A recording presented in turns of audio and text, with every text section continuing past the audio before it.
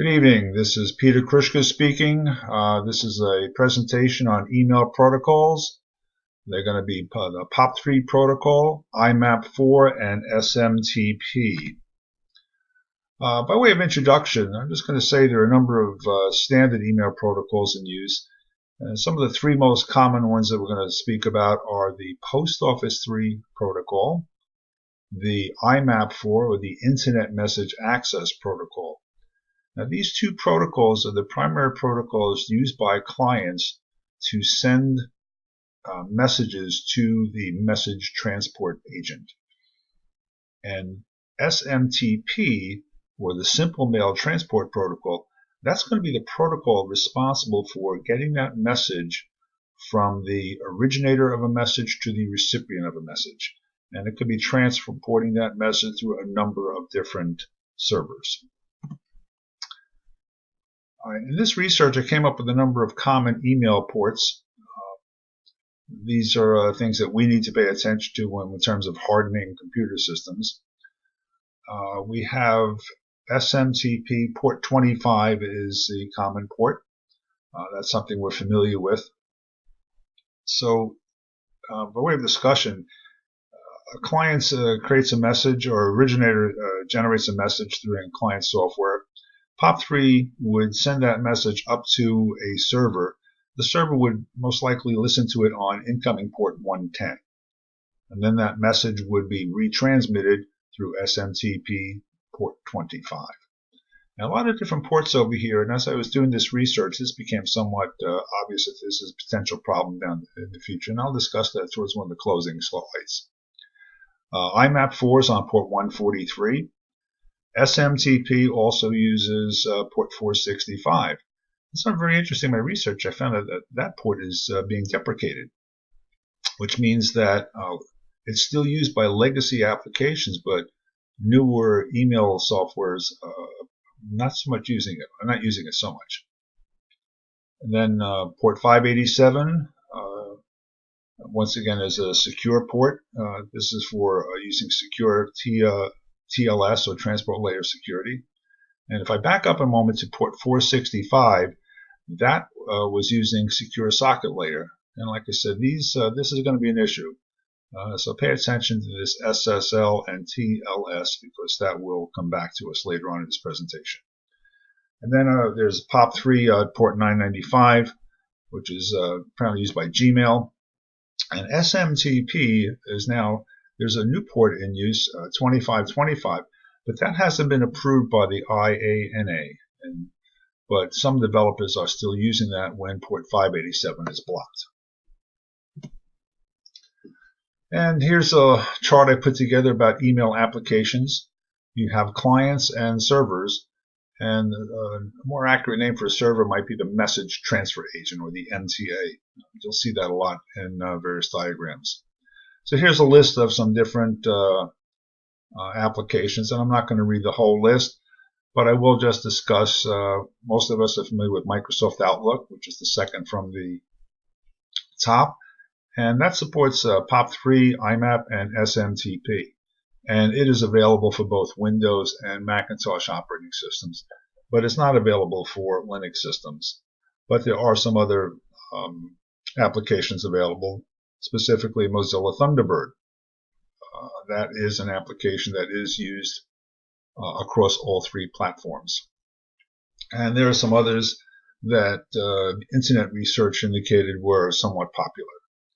And for servers, or the MTAs, we have Microsoft Exchange, HMail Server, Postfix, and Qmail. I found, of course, I'm familiar with Microsoft Exchange, and Postfix came up quite high and got a number of hits in my internet research. And some of the major differences here is that Microsoft, of course, is a Windows product, so it's not supported by Macintosh or Linux, whereas Postfix, however, is supported by Mac or Linux. So these are good alternatives for administrators who are running Linux platforms. All right. In order of operations, so we got Post Office Protocol operation, and I posted the link where I've got this particular sequence down. Post office protocol is one of the early protocols that was developed, and it's a very simple function. Its job is to go out there, get the mail, and then download it to the client server. So it pretty much is going to delete the mail off the server when it's finished.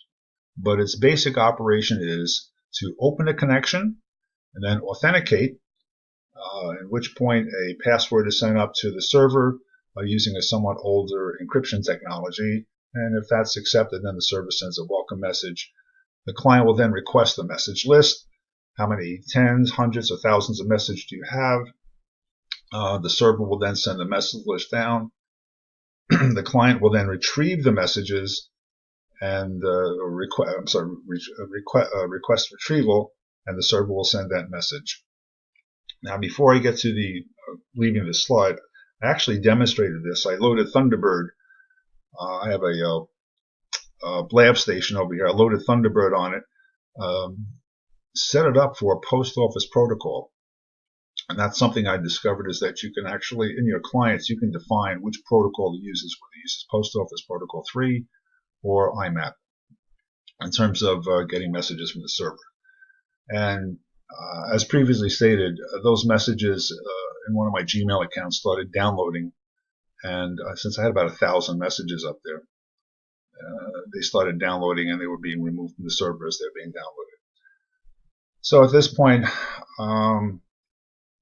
the user can initiate a quit function and move on to the next task, which in this case is IMAP 4.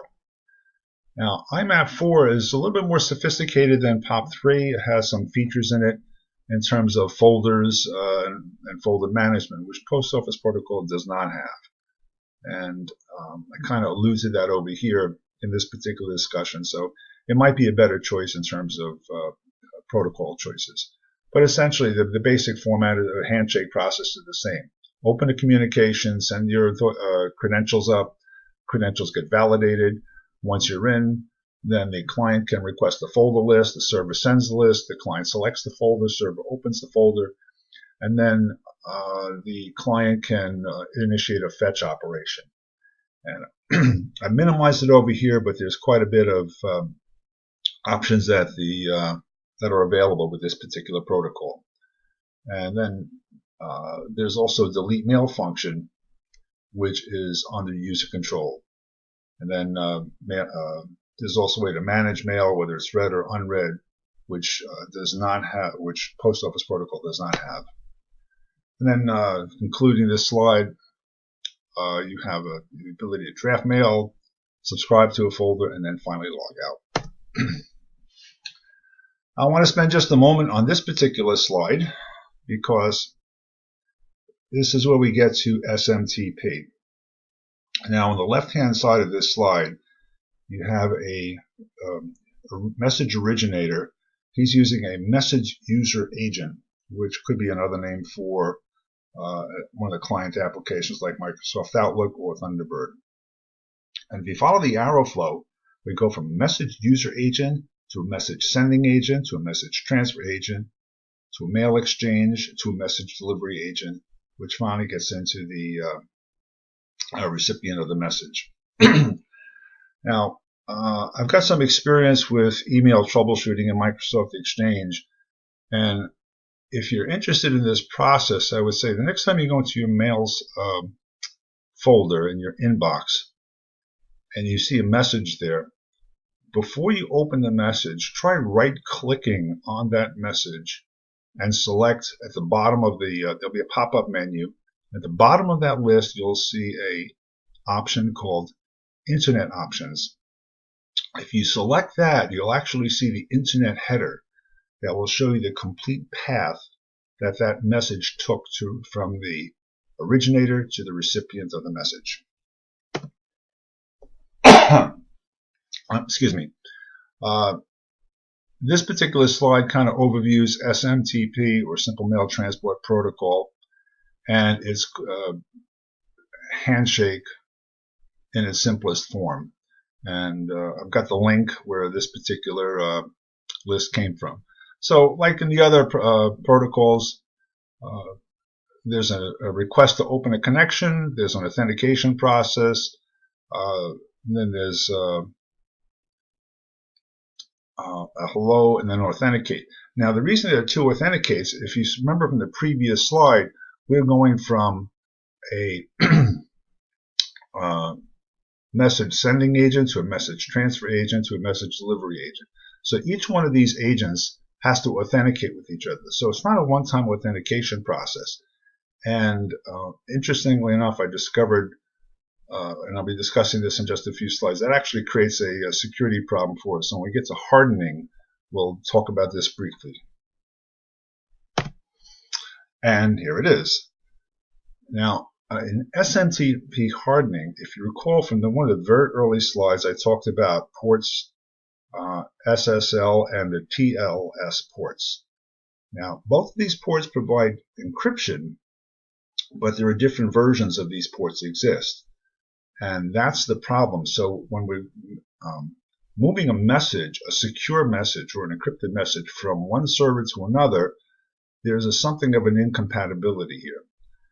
So there's a new technology called Start TLS, which is an attempt to upgrade these insecure connections and make them secure. But this particular protocol is subject to downgrade attacks. And this is where, as Professor Green says, our research is never complete. And I'm going to take advantage of that statement and say right here that this is incomplete, that more work needs to be done on this. But this is becoming a very complex problem.